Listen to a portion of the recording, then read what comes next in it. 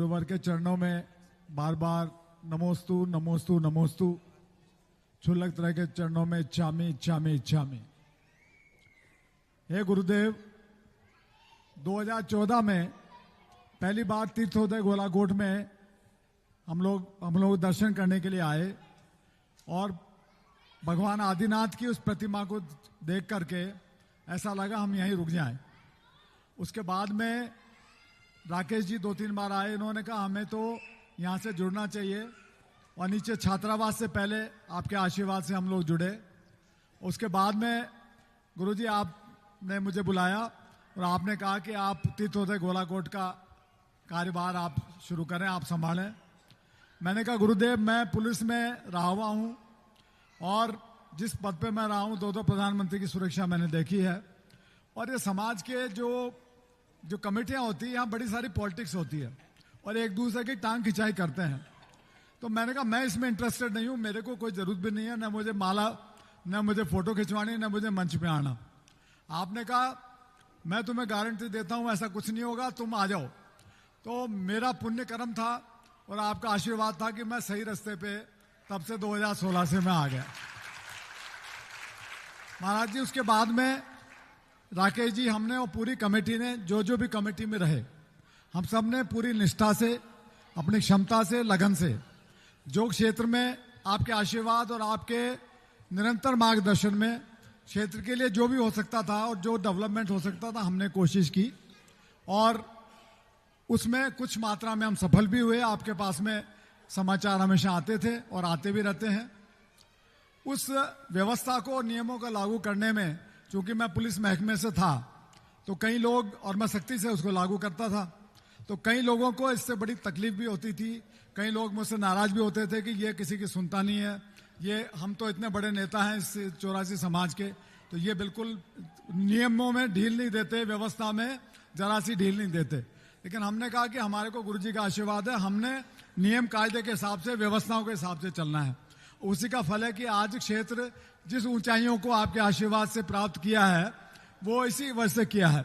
उसमें कुछ लोग नाराज हैं, हमारे दिल में तो कुछ नहीं था, लेकिन कुछ लोगों के मन में कसाई कैसे उत्पन्न हो गई मुझे नहीं पता। गुरुदेव, अब मेरा प्रश्न ये है कि आपका आगमन, आपका आशीर्वाद हमें मिल गया है और हम सब 84 क्षेत्र के समस्त लोग, हम पूरे भारतवर्ष के समस्त लोग, हमारी विनती है कि हम आपके साथ में अशोकनगर से गोलाकोट की ओर विहार, तीर्थोदय गोलाकोट की ओर विहार करें। आप कृपा करके हमें संकेत दें कि हम कब आपके श्री चरणों में आ जाएं और आपके साथ विहार का लाभ, पुण्य लाभ हम ले सकें, और हमें कुछ आप मार्गदर्शन और संकेत दें। गुरुदेव, नमोस्तु गुरुदेव, नमोस्तु गुरुदेव, नमोस्तु गुरुदेव। मैं जनता को हमेशा कहता हूं, पुलिस वालों में एक खूबी होती है, ये सुनते नहीं है, सुनाते हैं। और जो ढंग से नहीं सुनता है फिर कैसे सुनाते हैं वो तुम्हें मालूम। इनको सुनने के लिए इंटरव्यू दिया जाता है कि पुलिस वालों से कहा जाता है तुम कभी सुनना नहीं, यदि ये सुनने लग जाए तो किसी को लॉकर में बंद कर ही नहीं सकते। वो गिड़गिड़ाता रहता है, वो गिड़गिड़ाता रहता है, चल थाने में बात करेंगे। लेकिन पुलिस वाला यदि कभी समाज के उसमें आ जाता है तो समाज को अनुशासन में कैसे रहना है, ये आजकल भावना से कम और डंडे से ज्यादा होता है। लेकिन फिर भी तुम्हारी कुशलता कि तुम इतनी बड़ी हुकूमत के रूप पद पर रहने के बाद भी समाज में एडजस्ट हो गए, ये सबसे बड़ी चीज है। नहीं तो मैंने बहुत मुश्किल देखा है, आप ही से लोग। और आज तुम्हारी खुशी है तुम दोनों की कि तुम्हारे तुम कितने ही कुछ कहो। देखो, ये दुनिया की जहां तक बात कहो जैन साहब, तो ये तो मुझे ही नहीं छोड़ती, तुम्हें क्या छोड़ेगी। और मुझे क्या, इस दुनिया ने तो भगवान को भी नहीं छोड़ा, तो सुधा शहर किस खेत की मूली है।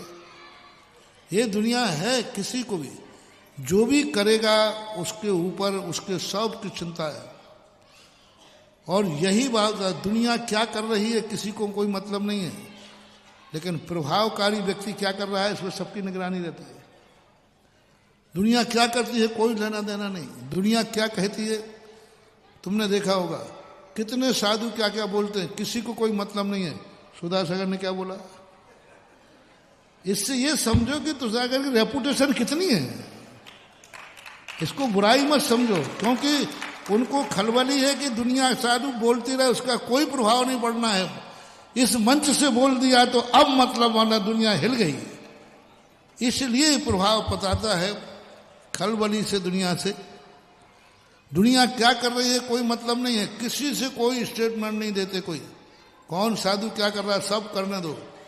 लेकिन यहां क्या कर रहे हैं, यहां सुई गिरती है मुझे पता नहीं है और दुनिया को पता चल जाता है। अभी मुझे ही पता नहीं, कई कार्यक्रम ऐसे तो मुझे पता नहीं, मैं कमेटी से पूछता हूं यही कार्यक्रम है क्या, और मुझे ही पता नहीं है, अभी मैं ही कोई निर्णय नहीं किया, अभी मुझे ही पता। कई कार्यों का अभी मैंने आशीर्वाद ही नहीं दिया, मैंने निर्णय नहीं लिया, लेकिन दुनिया में सब में खबर हो जाती है।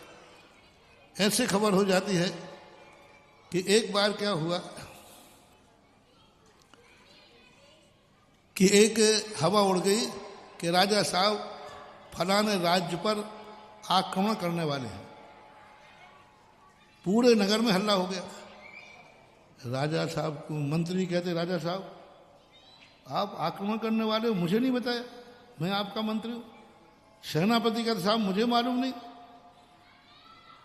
तो राजा कहता है कि मैंने तो किसी से कहा ही नहीं। बोले साहब पूरे नगर में चर्चा है,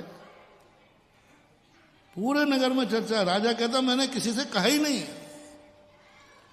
बोले राजा साहब देखो आप झूठ मत बोलो। रानी साहब से पूछा, रानी साहब कहते मुझे भी पता नहीं। राजा कहते साहब मुझे पता नहीं, अब पहले पता लगो कहां से हुई। एक एक को बुलाया गया, तुमसे किसने कहा? बोले उसने कहा। तुमसे किसने कहा? उसने कहा। करते करते पता चला अंत में मेहत रानी ने। अब मेहत रानी को बुलाया गया। अब राजाओं को समझा राजा साहब के संबंध और आफत और हो गई। अब राजा साहब की हवा खिसक गई। ये तो मामला सीबीआई बैठाने से खतरा और हो गया। सीबीआई बैठाने से खतरा निकला। किसने कहा? उसको बुलाया गया। राजा साहब तो पसीना पसीना हो रहे, क्योंकि ऑन द स्पॉट पे कौन कौन पाया गया उसको। अब राजा साहब को उसको पता है। अब उससे पूछा भाई हे देवी ये बता दे मैंने तेरे से। बोले राजा साहब मैं झाड़ू लगा रही थी महल के नीचे और आप छत पे खड़े थे, उत्तर दिशा की तरफ करके मुंह करके आप मूंछों पे ताव दे रहे थे, तो मैंने समझ लिया कि राजा का हाथ मूंछ पे गया है और दिशा उत्तर है। आज इस देश की खैरियत नहीं है।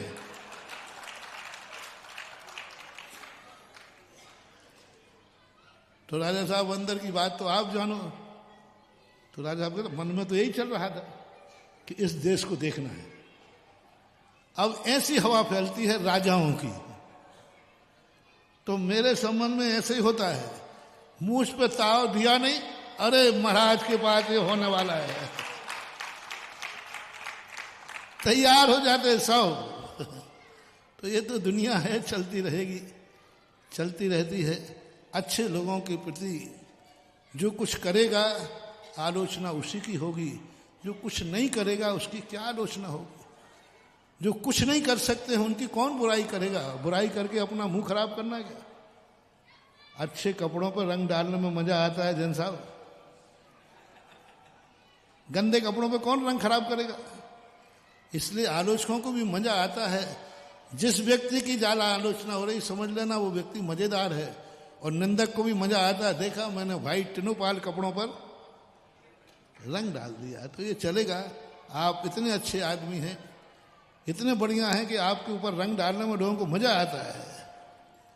और दूसरी बात, आज तुम्हारे कार्यों ने दिखा दिया।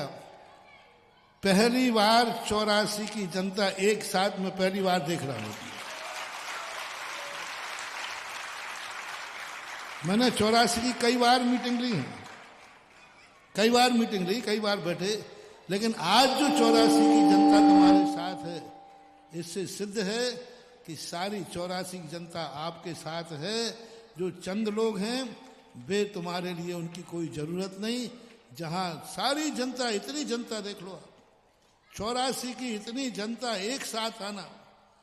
अच्छा बताओ 84 के अलावा, इन 2 के अलावा कितने लोग बैठे जो यहां साथ आए? 84 वाले हाथ उठाना, बताओ। तुम 2 के अलावा बाहर का कौन है बता दो। इससे सिद्ध हो रहा है कि 84 की जनता का हर हर कण, हर हर हमारे 84 की जनता का हृदय आपके प्रति आभारी है और आपके साथ है। अब जो चंद लोग हैं वे तो चल रहे दो जी, उनके बिना मजा नहीं आता, ऐसा बोला। अब संकेत देखो, मेरे से मुंह से मत कहलवाओ, वैसे ही मैंने मुंह छुपे ताव देते ही